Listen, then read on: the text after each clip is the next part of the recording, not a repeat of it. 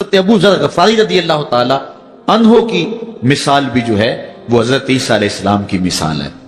فقیرانہ درویشانہ زندگی گزاری، حضور کی صحبت میں وقت گزرا، باقی ساری زندگی ایسے گزار دی. کہتے ہیں دخلت علی رسول اللہ صلی اللہ علیہ وسلم، ایک دن میں حضور کی خدمت میں حاضر ہوا. قلت یا رسول اللہ صلی اللہ علیہ وسلم اوصنی، میں نے عرض کی حضور مجھے کوئی وصیت فرمائیے، مجھے کوئی وصیت فرمائیے. قال اوصیک بتقوی اللہ، حضور نے فرمایا تمہیں اللہ سے ڈرنے کی وصیت کرتا ہوں. فإنہ ازین لامرک کلہ، اس لیے کہ تیرے سارے معاملات کا حسن ہے، تمام زندگی کا جمال یہی ہے کہ تو اللہ سے ڈرا کرے. یہ حضور نے مجھے فرمایا.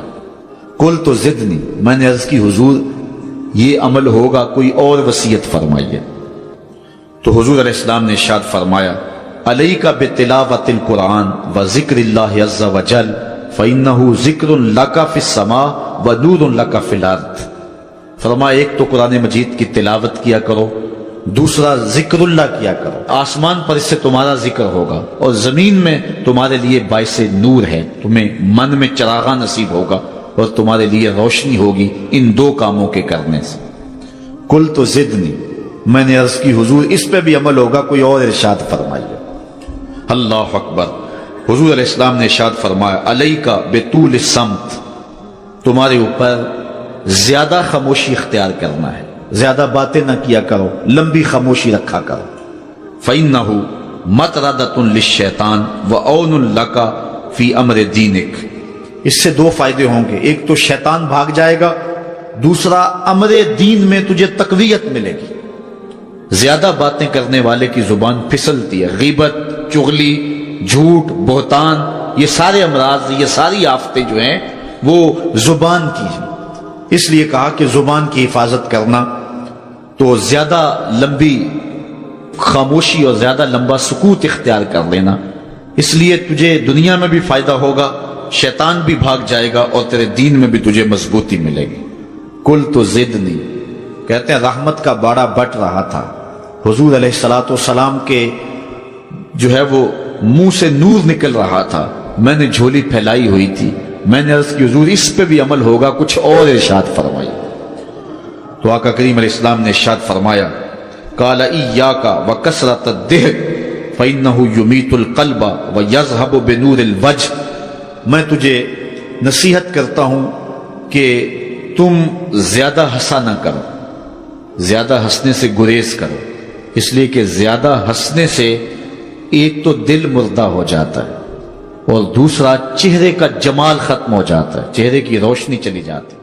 آج آپ کے سامنے 3 احادیث رسول صلی اللہ علیہ وآلہ وسلم مختصر تشریح کے ساتھ رکھنا چاہوں گا، اور مجھے امید ہے کہ ان احادیث میں جو روشنی، نور، برکت اور اجالے ہیں وہ ہماری زندگی میں بہت ساری تبدیلیوں کا سبب اور بہت ساری پریشانیوں کو مٹانے کا ذریعہ اور سرور باطن کا ایک بہت بڑا سبب و ذریعہ ہوگا.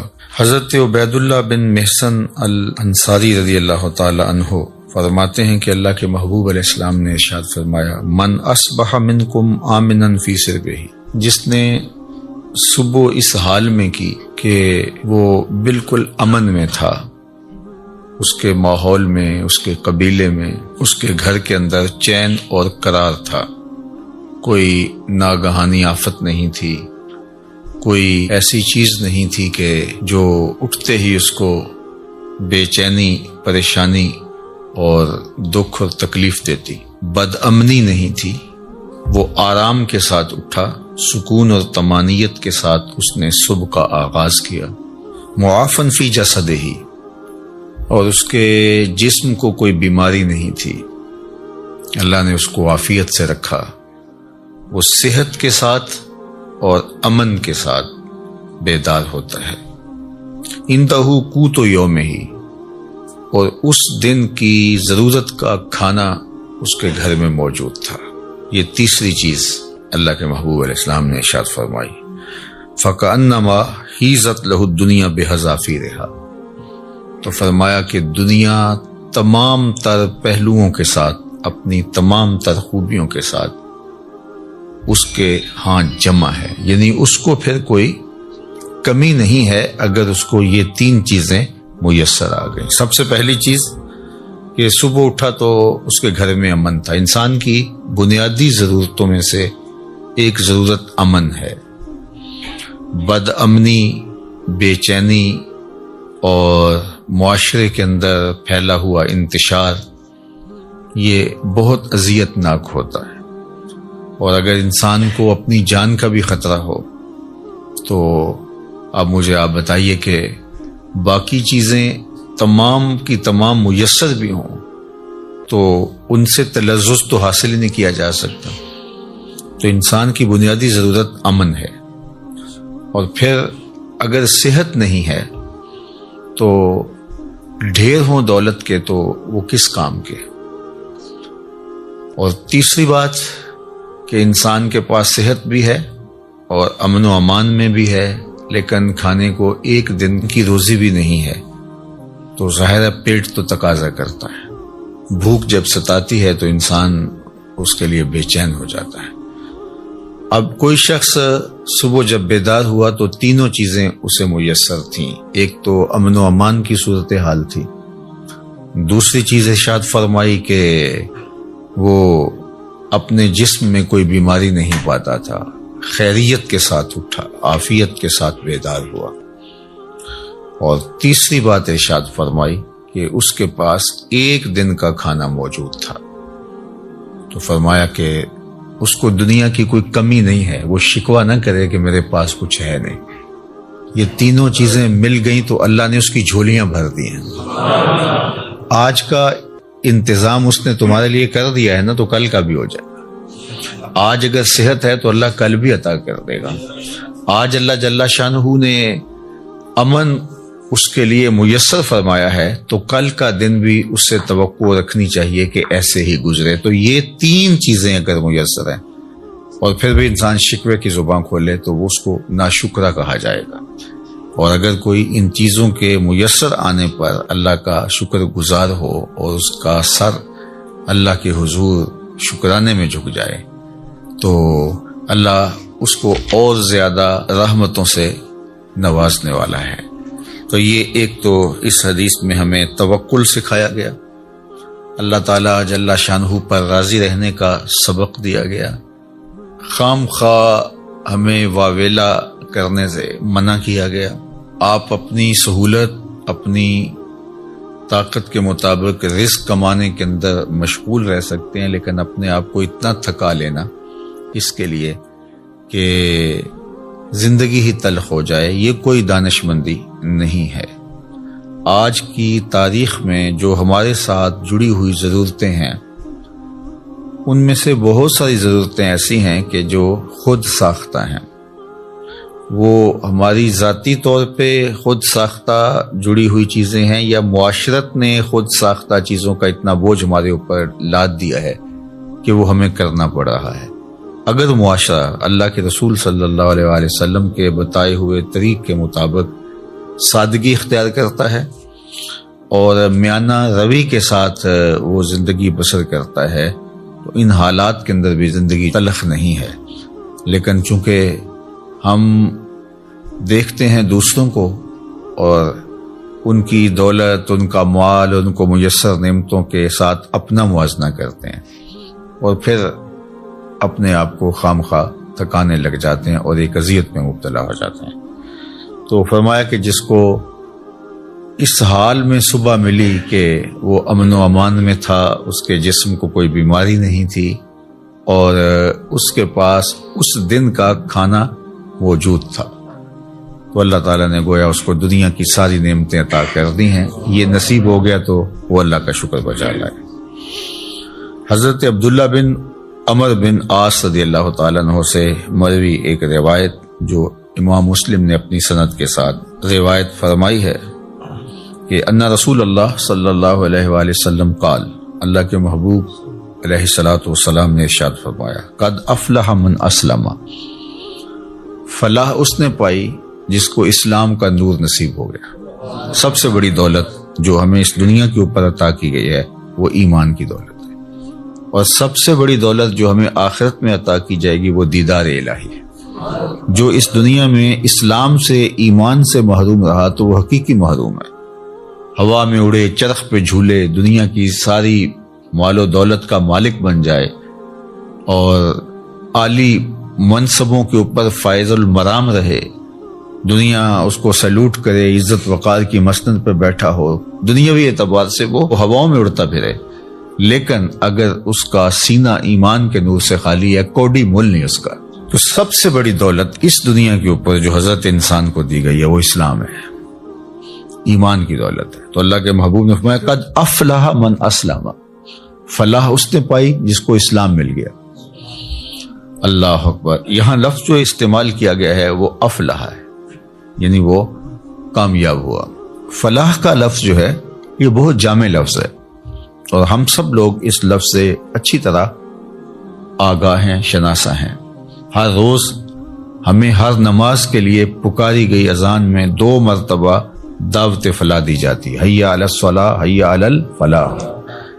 تو ہمیں کامیابی کی طرف بلایا جاتا ہے، اور فلاح دنیا اور آخرت دونوں جہانوں کی کامیابی کے لیے بولا جاتا ہے۔ تو دنیا میں بھی وہ سرخرو اور کامیاب ہو گیا، اور آخرت میں بھی سرخرو اور کامیاب ہو گیا۔ کون؟ جس کو اسلام کا نور دیا گیا۔ اور اس کے مقابلے میں کافر نقصان میں ہے، اس نے فلاح نہیں پائی، چاہے اس نے دولت کے جتنے مرضی ڈھیر جمع کر لیے، تو وہ خسران میں ہے، فلاح میں نہیں ہے۔ وَقَانَ رِزْقُهُ كَفَافًا، ایک تو اس کو اسلام ملا، اور دوسرا اس کے پاس گزارے کا رزق میسر تھا، اس کی ضرورت اس سے پوری ہو رہی تھی، وہ فاقوں سے مر نہیں رہا تھا، اس کی ضرورتیں پوری ہو رہی تھی، اس کا بدن برہنہ نہیں تھا، بدن ڈھانپنے کے لیے کپڑے میسر تھے، پرانے سے ہی، بہت مہنگے نہیں، واجبی سے ہی صحیح، اس کو جو ضروریات زندگی ہے وہ میسر ہیں، اور گزارے کا رزق اللہ تعالیٰ نے اس کو عطا کر دیا ہے۔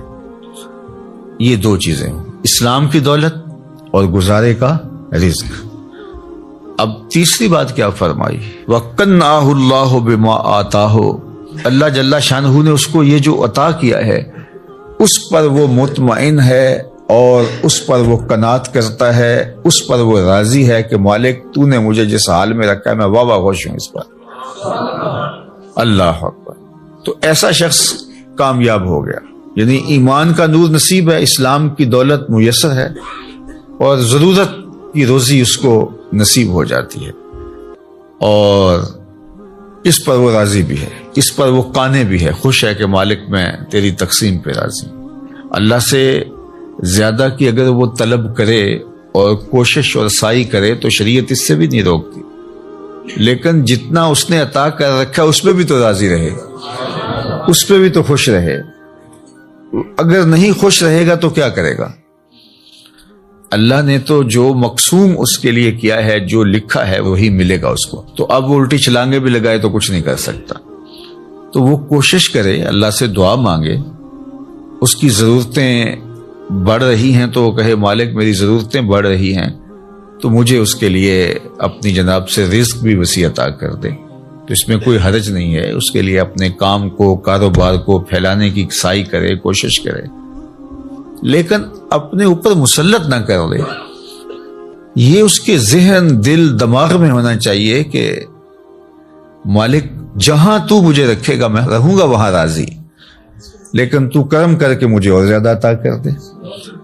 تو پھر وہ جس حالت میں ہے اس حالت میں بھی خوشی کے ساتھ زندگی بسر کر رہا ہوگا، اور اللہ اس کی حالت اگر بہتر فرما دے تو اس میں بھی اس کو خوشی اور شکر کی کیفیت نصیب ہوگی۔ اور اگر وہ قناعت کا نور نہیں پائے گا تو وہ جس حالت میں ہے اس حالت کے اندر بھی وہ دکھی، پریشان، ہر وقت ٹینشن میں ہوگا، اور اگر اس کو زیادہ بھی عطا کر دیا گیا تو یہ جو بیماری اس کو لگ گئی، ناشکری کی، ہر وقت عدم اطمینان کی، وہ آگے چلا گیا، میں بہت پیچھے رہ گیا ہوں، تو آگے تو بہت سارے لوگ ہیں، تو وہ کبھی بھی اس مرض سے چھٹکارا نہیں پا سکے گا۔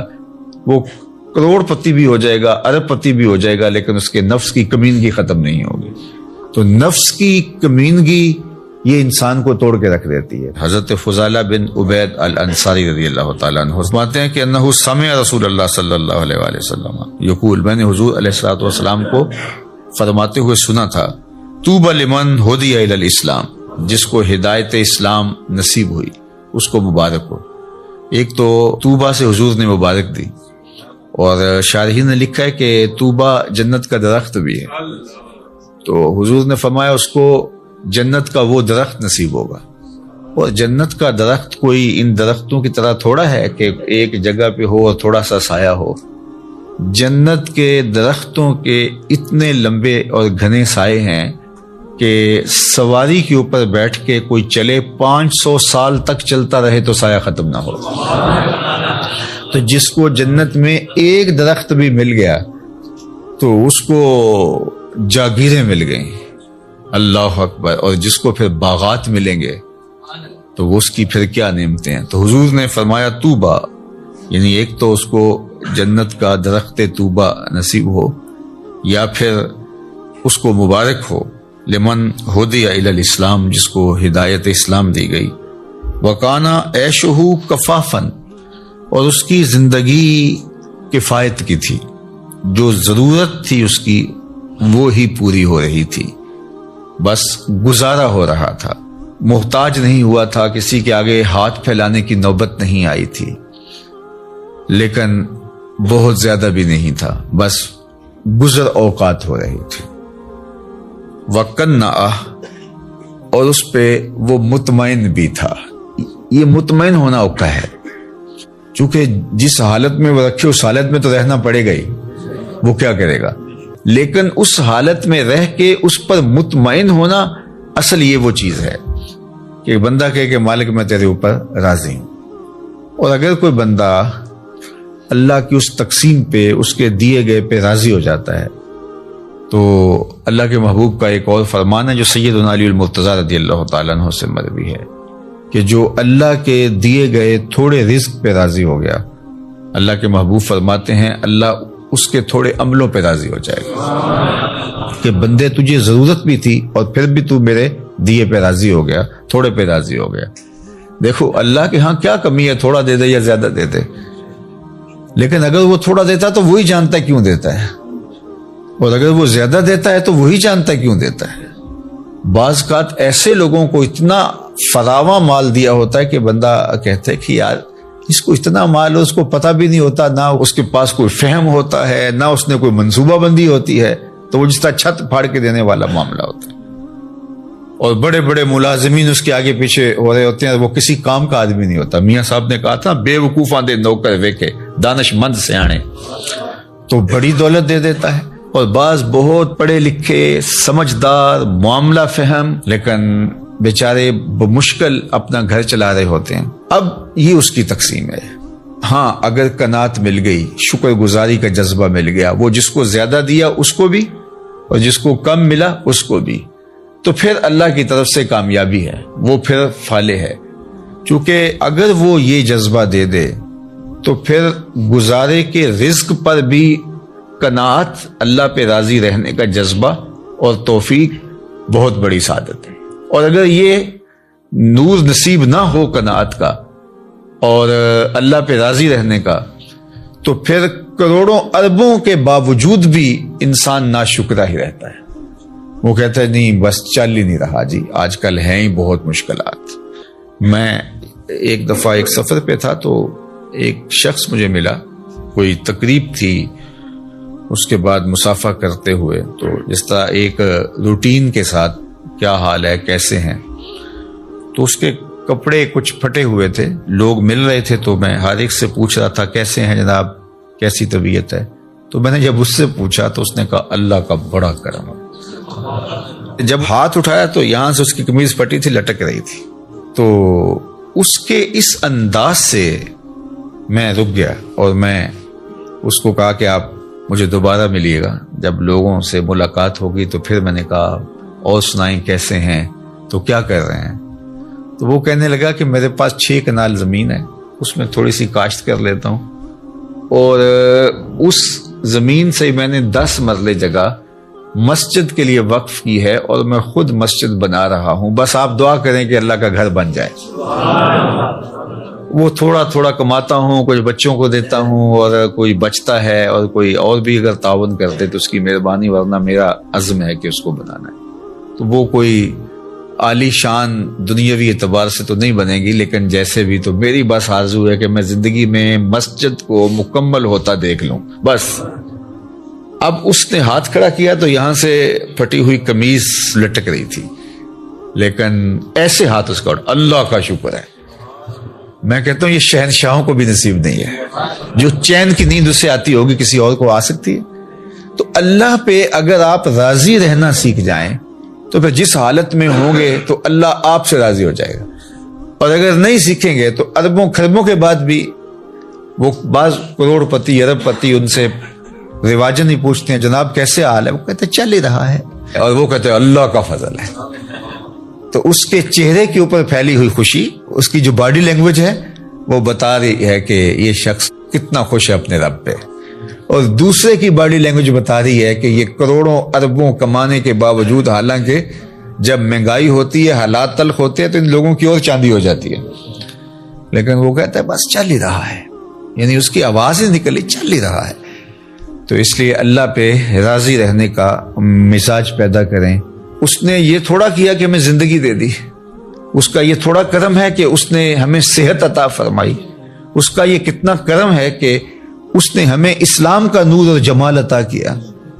باقی ہماری ضرورتیں تو پوری ہو رہی ہیں, ہمارے اوپر تو اس کا کرم می کی طرح برس رہا ہے. یہ تو ہمارے مطالبے زیادہ ہیں, ہماری خواہشیں بڑھ گئی ہیں, اس لیے ہم پریشان ہو جاتے ہیں, ہم دائیں بائیں دیکھتے ہیں.